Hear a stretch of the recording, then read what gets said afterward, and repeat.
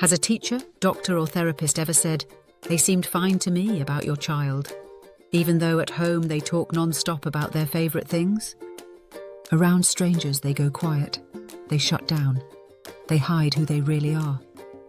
And it's that limited version that ends up in their assessment report. That's not just frustrating, it's actually dangerous, because when the wrong picture gets captured, the wrong support follows. School plans miss what your child really needs, funding gets denied, and their actual struggles, social, sensory, emotional, get completely overlooked. If you're dealing with autism assessments, this disconnect probably sounds way too familiar. Standard testing often misses what only comes out when your child feels safe, interested, and comfortable. This video explains why traditional assessments fail to show the real child so often, and introduces a different approach called MIGDAS. It's designed to be strengths-based and actually bring out genuine communication. When you change how assessment works, everything else changes too. Not just the report, but what happens at school, at home, and every day. Stick around until the end because we'll share how the right approach can be the difference between your child being overlooked and truly understood. The problem with standard assessments. Most assessments follow the same pattern. Bright clinic rooms, unfamiliar people, timed tasks, lots of demands. This works great if your child performs well under pressure and can ignore sensory discomfort.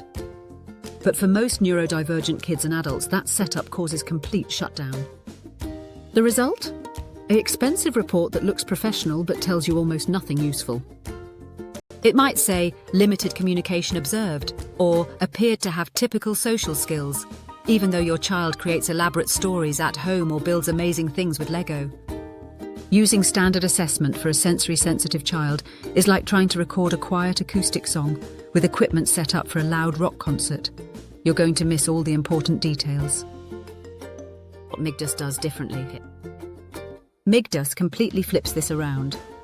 Instead of rigid tasks, it starts where your child feels comfortable. Conversations about their interests, access to sensory tools, drawing, building, playing, whatever helps them feel safe and connected. A child who barely talks during structured tasks might explain every detail of their favourite video game. A teenager might finally open up about social exhaustion while they're doodling. An adult might describe workplace sensory overload when they're given space to think. MIGDAS doesn't just write down what gets said, it pays attention to when and how communication happens and what that actually tells us. It's not a test you pass or fail, it's a meaningful conversation with a clinical purpose. Here's what this looks like in practice.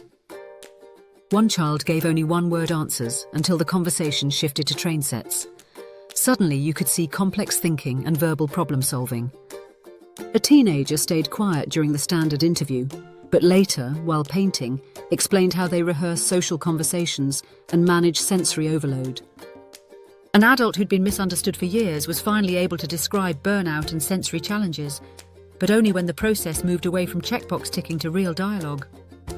These aren't unusual stories, this happens all the time, and traditional assessments miss it constantly. What to expect in a MIGDAS assessment? Here's how the process actually works. First, there's a conversation to understand daily life. What's working? What's hard? No special preparation needed. Then comes a calm, predictable session where your child leads with something they enjoy. They might play, draw, build, or just chat, whatever helps them feel comfortable. Finally, you get clear feedback in plain English. The report describes your child as they actually are, including their strengths, what stresses them out, and practical strategies that work in real life. No confusing jargon, no surprises, just genuine understanding. Why this matters? When the assessment gets it right, everything else becomes easier. Home mornings run smoother. Teachers finally understand what your child needs. NDIS planners and schools get reports they can actually use to help. But when the wrong approach is used, the costs are real. Missed accommodations, denied funding, increased stress at home. Kids and teens start believing they're failing, when really the system failed them. The assessment sets up everything that comes after. It absolutely has to get this right. What to do next? A standardized test shouldn't define a child who communicates through creativity, play, or deep interests. A strengths-based approach like MIGDAS makes it possible to see and understand the whole person. For families who want to be truly seen, not just scored, this is a much better path. And if this video matches your experience, please like, comment, subscribe, and share it with someone who needs to hear this message. Because no child should be misunderstood just because they were in the wrong room.